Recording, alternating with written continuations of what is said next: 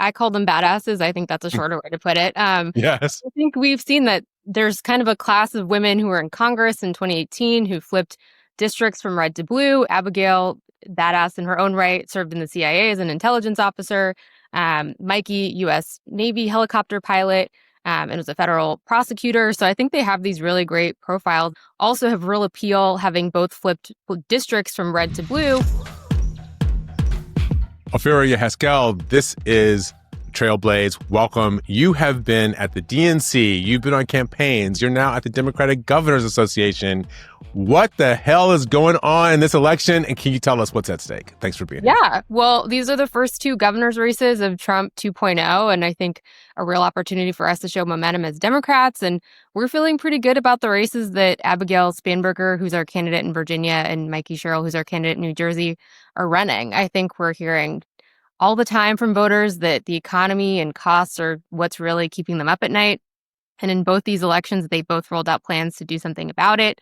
In Virginia, I'm sure you know, there are a lot of federal workers who call Virginia home, and the DOGE layoffs have really had a harsh impact on Virginia's economy. And I think Abigail's really painted a point of contrast with Winsome Sears, who's the current lieutenant governor and a Republican, in that she's willing to stand up to the Trump administration and point out that it's hurting Virginia, and Winsome simply is not. And you'll find the same in New Jersey with Jack Ciattarelli and Mikey Sherrill. Jack Ciattarelli says he has no daylight with Trump, doesn't disagree with him on a single thing. I think, Jamal, you and I sitting here could find any number of things to disagree with him on.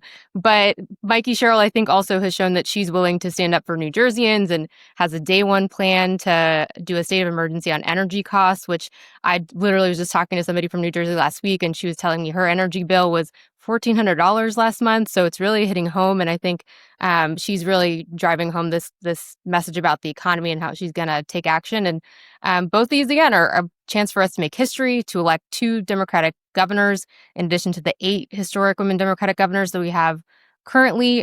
So we're feeling pretty good and are excited to hopefully next week have a win. Okay, so let's take them one by one. So let's start in Virginia. So in Virginia, you just mentioned it's Winsome Earl Sears, who's lieutenant governor, versus Congresswoman Abigail Spanberger. You know what's interesting about, actually, we could do all, including Mikey Sherrill. These women have a lot of national security background, which is kind of amazing when you think about kind of the women who've run it for national office, whether it was Hillary Clinton or Kamala Harris. They weren't women who came with real national security sort of street cred before they got to national, prominence. So it's interesting that now you've got these women who earlier in their careers really did. Was that a purposeful choice, you think, by some of the folks in the party to look for women like, Spanberger, like Mikey Sherrill, like, the senator in Michigan, that there are all these women who are coming out with these great national security credentials? Well, I think I call them badasses. I think that's a shorter way to put it. Yes. I think we've seen that there's kind of a class of women who were in Congress in 2018 who flipped districts from red to blue. And like you said, Abigail, badass in her own right, served in the CIA as an intelligence officer. Mikey, U.S. Navy helicopter pilot, and was a federal prosecutor. So I think they have these really great profiles that lend themselves to this, and then also have real appeal, having both flipped districts from red to blue.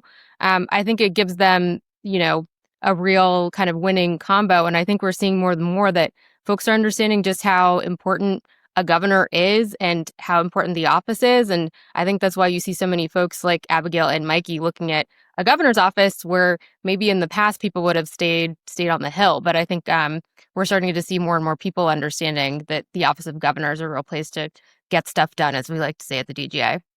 Oh, that's probably the clean version of what you guys say in the in the real meeting. But that's okay. I'll let you keep it classy on the podcast. Tell us, why do you think governors are important? What does that mean when they get stuff done, especially in this moment when we have a federal government that I think people are feeling very disaffected from some of those choices that are being made by the president? I think you put the nail on the head. We're always saying that they're the backstop against a lot of the chaos and dysfunction that we're seeing come out of Washington. And if you want a point of contrast, I think Democratic governors are the people who are not just listening to voters, but then turning around and taking action on the things that are keeping them up at night. And whether it's on the economy, whether it's fully funding your kid's school, whether it's fixing the damn roads like Gretchen Whitmer has been talking about, whether it's bringing jobs back to your state, on any number of those issues, I think Democratic governors have a long list of results that they can turn around and show that they're delivering for people on. And so I think it's kind of that 1-2 punch of listening to you on your kitchen table issues, but then also being willing to stand up for you on fundamental freedoms. We're still talking about abortion rights. And fun fact, in both of these governor's races, this is the only 2 states who've not had a chance to vote in a governor's race since Roe versus Wade was overturned. So it's still very a live issue, protecting voting rights. I think people are really starting to understand that governors are, the folks who are able to take a stand and protect your voting rights. And that kind of combo of kitchen table issues and fundamental freedoms has been a real winning recipe for us, and why we have so many Democratic governors, and hope to add a couple more this week. All right, so Congresswoman Spanberger is polling above 50% in most of these polls. She seems to be doing well. Does that mean that she's home free? Is this thing happening and we all just need to sit back and relax and watch the fireworks next Tuesday? Well, Jim, I'm sure the only poll that matters is on Election Day.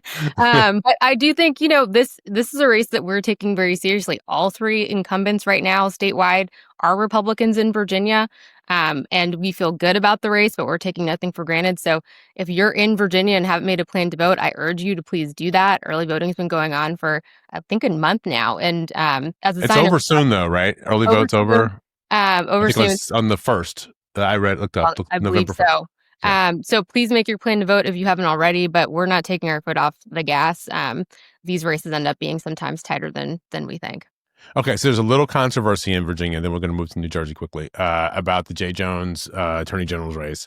As I saw a poll that showed the Republican candidate may be moving ahead, and that's causing some trouble. How are you guys handling that sort of text message scandal with Jay Jones? Well, I think Abigail was very clear in condemning the text messages and saying that there's no place for political violence. And I think that's a really key message at the top of the ticket. And I think it'll be up to Virginia voters to decide what they do down ballot. But I think she's been very clear about condemning his remarks. Okay. All right. So in New Jersey, it's a different case. In New Jersey, we've got kind of a tight race, and I'm now based in New Jersey. So I'm seeing these ads every single day. They're all over the place. The race is a little tighter, and I think we're seeing Mikey, Sherrill kind of hovering just at about 50% in some of the polls. We've seen the Republican governor candidate, Jack Sherrill, kind of move up to like maybe 5-ish points behind her. And as one New Jersey person said to me, a political person said to me, the question is how many people are lying when you think about these polls? Because what we've seen in New Jersey is the Democratic candidate seems to have a wider margin in the polls than they have on Election Day. How are you guys hedging against that kind of a drop-off for Election Day? Well, I think, one, we're trying to make history in New Jersey. If Mikey Sherrill's elected, it'd be the first time in 6 years that we've had Democratic governors elected for 3 consecutive terms. And I think let's not forget that Phil Murphy was reelected by 3 points last time around. So we've been saying at the DJ this was always going to be a competitive race and that we're taking nothing for granted. But all of that table setting aside, I think Mikey Sherrill's running, again, a really strong race, has a really strong case to make for why she should be heading things up in Trenton. And I think, her making this bold plan on doing a state of emergency on energy prices just shows what kind of leader she'll be on day one. Somebody who's creative, willing to work with anybody, but also take on people if it means, making sure that New Jerseyans' bottom lines are a little bit better at the end of every month. And Jack Sherrill just can't say the same. He's been running for office for 10 years. First was kind of trying to hedge his bets as a moderate guy. Now has been 100% MAGA. Can't find a single thing to disagree with the president on. Says he gave him an A in the debate that they had the other day. And also is just a real chicken in terms of standing up to him on this Gateway Tunnel funding stuff. I think Jamal, you're living in New Jersey. That's a really important infrastructure project. Yeah. Not just for getting people to and from where they need to go, but also 100,000 jobs on the line. And he says he's on the phone with Trump all the time, and he won't even say that to him. So I think when we're talking about the stakes, New Jersey's a place that we're taking it very seriously. But again, I think Mikey Sherrill's really keyed in on a lot of issues that are hitting home for New Jerseyans, and it'll be a little tight, but I think she'll pull it off. So we're seeing big turnout in the early vote. Saturday and Sunday in New Jersey, they had in-person early voting. The numbers I saw were about 163,000 people showed up on Saturday and Sunday, with Democrats with a slight advantage. Here's my concern about this election and the one coming up in the midterms in 26.